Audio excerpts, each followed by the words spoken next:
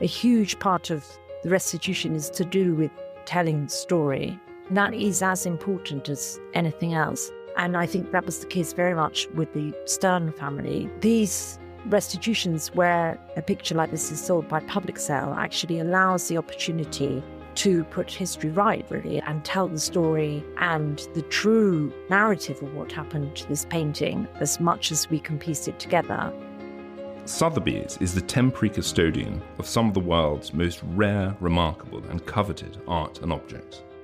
In each episode, we'll be exploring the significance and journey of an extraordinary work told by those who know it best. This is The Specialist. On today's episode, the loss of a family's Kandinsky in Nazi-era Germany and its remarkable restitution story told by Helena Newman. Helena is chairman of Sotheby's Europe, an Impressionist and modern art worldwide.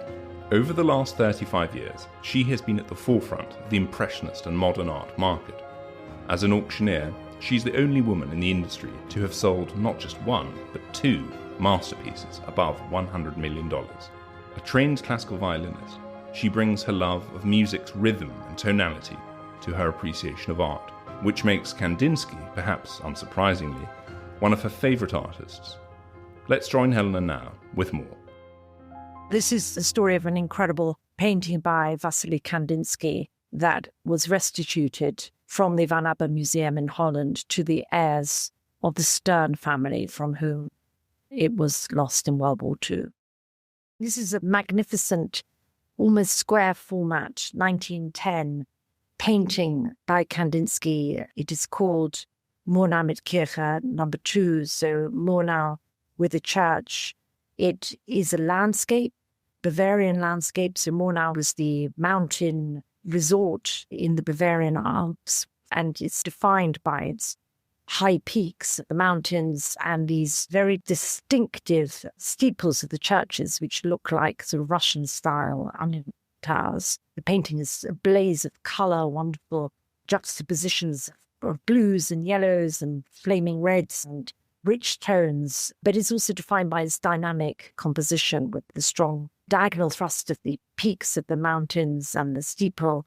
All of this gives it an energy, which of course is what in a way defines this painting from 1910, which is that Kandinsky is using the colour of the Fauve artist whose work he had admired in Paris and the influence of artists like Van Gogh. He's using that experience of blazing colour as an expressive tool, but he combines it with this strong use of line, and that is where you see the beginnings of his breakthrough into abstraction.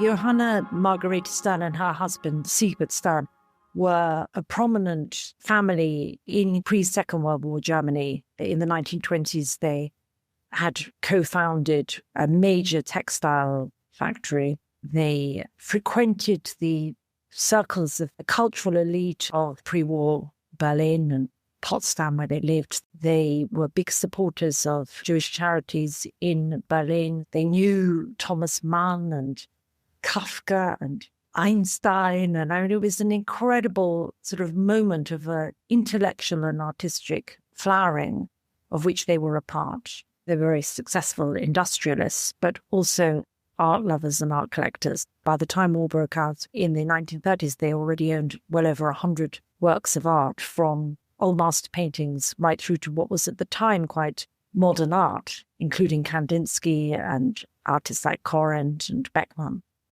We know that they had the painting by at least 1924, so it was really very much at the heart of their home. There's even a photograph that still exists that was passed down in a family album, where you see the Kandinsky hanging above the dining room table, which is such an extraordinary juxtaposition, this sort of major work of early 20th century art, just on the cusp of this breakthrough into abstraction that's going to change everything in the course of art history, just hanging rather modestly in quite a small dining room. When the Sterns owned this painting in the 20s, of course, Kandinsky was already a leading teacher at the Bauhaus, but this painting from 1910 is at a pivotal moment in his career because he's coming out at the more naturalistic paintings of the 08 and 09. And he's about to make that breakthrough into abstraction. If you see this composition in square format, you see how he's taking the traditional landscape, which would more often be in a landscape format with visible almost a third of sky, and compressing it and condensing it so that it's almost exploding with energy off the picture plane. Siegbert died in 1935, and by the time life in Germany was getting increasingly difficult under the Nazis, the remaining family fled to Holland, and they managed to send most of their art and furniture out there. But even in Holland, they were not safe. And in the early 40s, when the Nazis occupied the Netherlands, most of the family lost their lives through deportation. And Margarethe was deported, sent to Auschwitz, and died.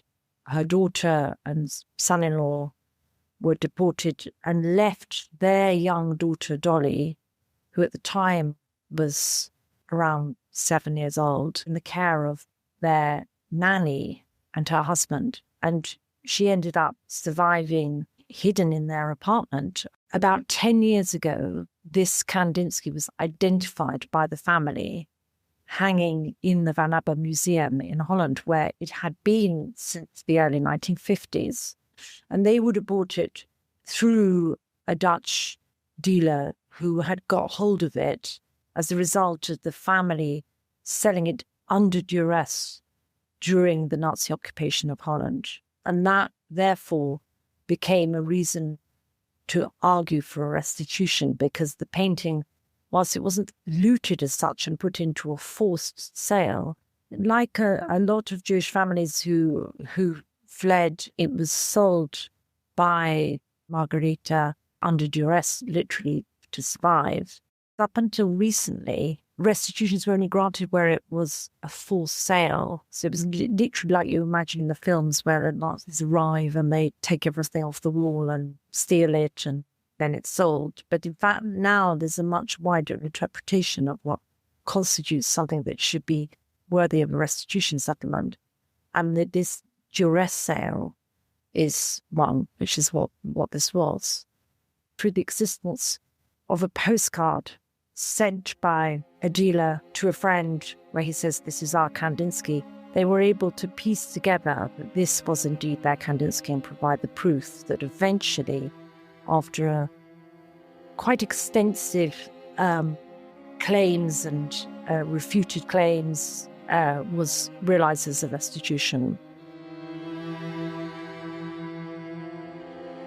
Whilst we have handles at Sotheby's some of the very most important works by Kandinsky to come to auction, they really don't come that often. It's quite rare for a work of this caliber to come to auction. The sale was in March of 2023. It was incredible to live with this painting actually over the weeks that led up to the auction, and we hung it pride of place on the key wall as you come up the stairs into our main galleries, and everybody who came in was like taken aback and quite breathless. As a musician myself, alongside my art life, I can relate to his paintings because Kandinsky talks about how music was a catalyst for his breakthrough to abstraction. All of these aspects of his life and his art and his personal interest in music really resonate with me, and so I very, very much enjoy looking at his art of all periods, but particularly this period. For me personally, it's thrilling to be able to offer a work like this. As is the case with any major modern art marquee sale, the room was packed, standing room at the back, 2 long rows of home bidders, my colleagues from all over the world who'd come over to bid and represent clients. We also had members of the family who'd come. It was a very exciting and intense and sort of momentous moment. It was thrilling to take the sale and just feel the buzz and the expectation in the room and the build-up, and one of those great adrenaline-fueled moments, bringing the hammer down at the equivalent of $45 million all in on this masterpiece, and actually set a new world record for the artist with the sale of this painting.